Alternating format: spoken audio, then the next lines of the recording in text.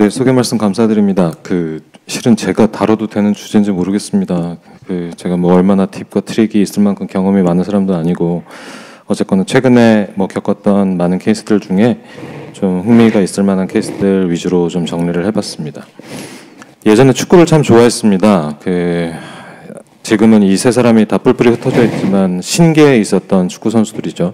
메시, 호날두, 네이마르 이 세 사람이 이렇게 같은 리그에서 뛸 때가 있었는데, 오늘 제 지금 발표를 준비하면서 느낌이, 아니 이 대가들을 앞두고 내가 이 사람들 앞에서 축구하는 꼴이 아닌가라는 생각이 들어서 참 발표 준비하면서 힘들었습니다. 어찌됐거나 우리가 하는 PCI는 결국에는 와이어가 통과돼야 이제 시술을 할 수 있는, 치료를 할 수 있는 이제 그런 분야이기 때문에 결국에 와이어링은 우리가 치료하는, 환자를 치료하는 데 있어서 굉장히 중요한, 가장 필수의 시술 항목이 되겠습니다. 뭐 여러분들 각각 다 개인별로 마음속에 와이어의 초이스에 어떤 기준이 있으실 텐데, 당연히 팁로드, 코팅의 유무, 코어의 강도나 뭐 모양, 그 다음에 코일이 감겨 있는지 이런 거에 있어서 각각의 좋아하는 필과 펑션을 고려해서 와이어를 선택하실 거라고 생각을 하고, 특히나 이렇게 와이어링이 어려운 환자분들이 있어서는 이런 와이어의 특성을 잘 알아두시는 게 굉장히 좋을 것 같습니다. 타이거즈가 벙커샷 하는 모양인데, 우리가 일반적으로 웨지 이렇게, 뭐 저는 2개만 들고 다니지만 골프를 잘 치시는 우리 김열 교수는 3개 정도 들고 다니시는 것 같은데, 이렇게 각각의 그 어프로치 샷, 가까운 거리 뭐 5m, 3m 사이에도 서로 다른 모양의 웨지들, 각도를 가지고 이렇게 공격을 하는 것처럼, 저는 참 이제 필더 시리즈를 이런 어려운 와이어링 할 때 되게 좋아하는 편인데, 각각의 팁로드도 좀 다르고, 팁로드가 무겁다고 무조건 더 센 와이어도 아닌 것 같고, 각각의 특성에 있어서 특히나 필더 시리즈는 하이드로필릭 코팅이 되어 있기 때문에 배슬이 완전히 CTO 완전히 막힌 것만 아니라면 아주 작은 채널이라도 있거나 안티그레드 플로우가 있으면 따라갈 수 있다는 장점이 있어서 아주 선호하는 그런 와이어입니다. 어제 이제 슬라이드를 만들려고, 당직을 쓰면서 슬라이드를 만들려고 준비하고 있었는데, 어제 전원 온 환자입니다. 어제 저녁에 이제 전원이 왔고, 52세 남자분이시고 언스테빌 피처였고, 이젝션이 45%, 과거력으로는 뭐 DM이 한 3개월 전에 진단받고 조절을 하고 계셨던 분이었습니다.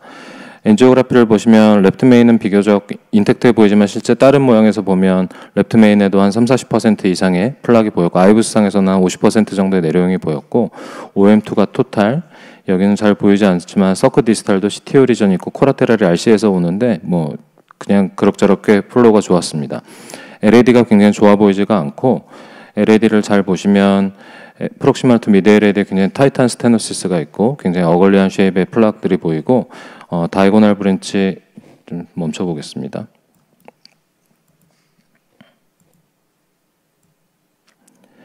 다이고널 브랜치 있는 데가 이제 스테노시스가 굉장히 심한데, 그 위에 이렇게 조금 약간의 애뉴리즈말 체인지인지 이런 모양들이 조금 보입니다. 그래서 테리토리가 굉장히 적지 않은 다이고널이고, 뭐 밑에 쓸만한 다이고널이 보이지 않기 때문에 다이고널 브랜치라도 날릴 수가 없는 환자라고 생각이 들었고, 슬라이드 준비하기 시간이 빠듯해서 굉장히 이제 조급한 마음으로 했습니다. LAD는 워커스 와이어로 시온블루 와이어를 썼고, 다이고널은 처음에 필더 XTR을 준비해서 썼는데, 아까 보였던 그렇게 동그랗게 좀 다일레이션 되어 있는 부분에서 잘 와이어가 넘어가지 않지만, 그래도 열심히 플로우를 찾아서 너무 센 힘으로 밀지 않다 보면 와이어 세컨 커브를 줬었고, 이렇게 다이고널을 통해서 잘 지나갑니다. 환자는 레프트 메인 투 LAD에 아이브스 가이디드로 DS를 이제 2개를 넣고, 다이고널은 리와이어링에서 포발을 하고 DCB를 발라줬고, OM도 뭐 다이섹션이 살짝 왔지만 DCB를 바르고 끝냈던 케이스입니다. 이분은 2번째 케이스고 68세 남성분이시고, 하펠리어와 엔지나 심텀을 주소로 해서 오셨고, 예전에 모더레이트 MS로 PMV를 한번 시행받았던 분입니다. 실은 PMV 하고도 별로 그렇게 크게 환자 심텀이 좋아지지가 않아서 수술을 해야 되나 보다라고 해서 이제 프리오피 엔지오를 찍게 됐고, 프리오피 엔지오에서 예상치 않았던 LAD와 다이고널의 바이퍼케이션, 굉장히 심한 협착이 관찰됩니다. 에레오 크라니얼뷰에서 보시면 뭐 굉장히 그 다이고널 직상 하방에 뭐 90% 이상의 심한 협착, 그 다음에 직각으로 떨어진 다이고널 브랜치고, 이분도 마찬가지로 다이고널 배설 사이즈가 의미 있게 크고 굉장히 넓은 테리토리를 살고 있는 분이라서 서전은 아직은 MS로 수술하기는 조금 그렇다. 그래서 PCR하고 하프펠리어 매니지먼트를 그러니까 메디케이션을 하면서 조금 경과를 봤으면 좋겠다라는 의견을 주셨고 PCR을 결정을 했습니다.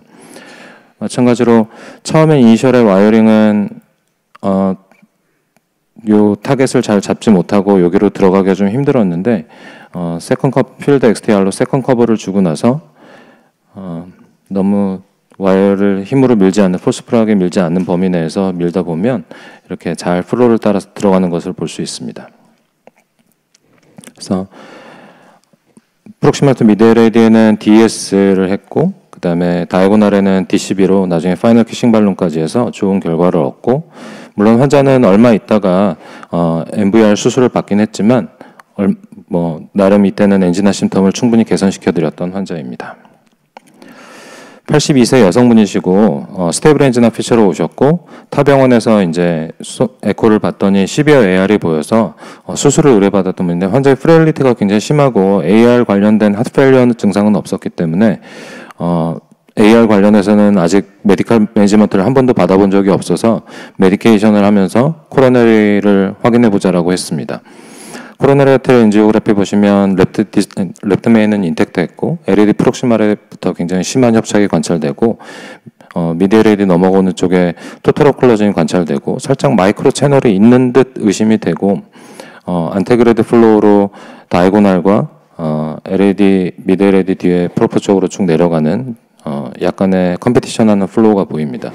모양 자체가 CTO 세그멘트 바로 뒤고 뒤에서 바로 이제 갈라지는 부위이기 때문에 와이어링이 쉽지 않겠다는 생각을 했고 다른 각도로 보면 이 정도로 보이고 RCA가 굉장히 크게 발달해 있는 분인데 RCA에서 디스탈 LAD와 다이고널 쪽으로 양쪽으로 다 코라테랄 플로우를 보내주고 있었습니다. 이니셜에는 당연히 마이크로 채널이 있을 거라고 생각을 해서 필더 XTR로 디깅을 해봤는데 계속 서브 인티마를 빠지고 생각보다 디스탈 캡이 좀 단단한 느낌이 들어서 가이아 넥스트 1으로 일단은 캡을 펑처했고 캡 펑처한 뒤에 LED 쪽으로 바로 떨어지면 좋겠지만 각도가 거의 90도로 이렇게 꺾이는 각도이기 때문에 쉽지 않고 이럴 때는 사이드 브랜치로 와이어링이 좀 더 쉽게 된다라고 하면 이분 같은 경우에는 이제 다이고널 쪽으로 사이드 브랜치로 와이어링을 했습니다. 이가죽기 1.0과 2.0 발론으로 시퀀셜 발론을 했고 다이고널 플로우는 어느 정도 회복이 됐고 이쪽에 플락 모디피케이션이 되면서 아까 내려왔던 LAD 쪽으로 어느 정도 타겟팅해서 와이어링을 할 수 있을 거라는 자신감을 얻어서 이제 RCA 쪽으로 레트로그레이드 플로우를 보면서 필드 XTR로 타겟팅을 잡아서 와이어링을 해서 잘 성공했고 DES 2개 한 다음에 안테그레이드 플로우를 충분히 잘 얻었습니다. 다음 케이스는 67세 남성분이시고 스테이블 엔지나 프록시말 LAD에 예전에 PCI를 한 15년 전에 받았던 분입니다. 메디케이션을 중간중간에 잘 하지 않으셨고 잘 컴플라이언스가 좀 떨어졌던 시절이 많았던 분이고 LAD에 15년 된 스텐트는 ISR이 한 50% 정도 가까이 와 있는 부분들이 있었고 스텐 디스탈 다이고널 바이퍼케이션에 굉장히 심한 협착이 같이 관찰이 됐습니다. 메인 타겟은 아마 여기가 될 거라고 생각을 했고 환자는 처음에 워커스 와이어를 놓고 XTR로 여기를 잘 이렇게 타겟팅 해보려고 그랬는데 생각보다는 잘 다이고널 쪽으로 와이어링이 되지 않아서 여기 있는 심한 플락을 이제 좀 발론으로 플락 모디피케이션을 해주면 좀 하기 좋지 않을까라고 생각을 하고 2.5 세미 컴플라이언트 발론으로 발론을 했고 그 다음에 봤더니 플로우가 떨어지면서 환자가 굉장히 심한 체스트 페인을 호소해서 이제 마음이 급해졌습니다. 이럴 때는 저 같은 경우는 그냥 도구를 하나 쓰는데요. 슈퍼크로스라는 아주 좋은 도구가 있고 프리딜이 돼서 어느 정도 슈퍼크로스 90도가 돌 수 있는 그 공간을 만들어줬기 때문에 필더 XTR을 따라 슈퍼크로스를 넣고 다이고널 쪽을 타겟팅해서 이렇게 와이어링을 하면 굉장히 생각보다 쉽게 잘 통과합니다. 환자는 생각보다 이쪽 프리딜이 잘 되지 않아서 투스텐 테크닉으로 미니 크러쉬를 통해서 좋은 플로우를 얻었고 잘 지내고 계십니다. 62세 남성분이고 언스테이블 엔지나 환자였고 랩트 메인도 그렇게 아주 건강해 보이지는 않았고 그다음에 서커 프록시말에 심한 병변이 있고 디지털 서커에도 꽤 의미 있는 병변이 있어 보이고 LAD 다이고널 바이패케이션은 굉장히 심한 협착이 관찰됩니다. 여기서는 뭐 다이고널 와이어 한데 그렇게 어려 보이지 않았을 것 같지만 다른 각도를 보면 역시나 심한 협착 이후에 직하방에 굉장히 90도 이상의 디그리를 보이면서 오스에 심한 협착이 보이는 다이고널이 관찰되고 LAD 플로우가 일부가 좀 떨어져 있는 그런 양상입니다.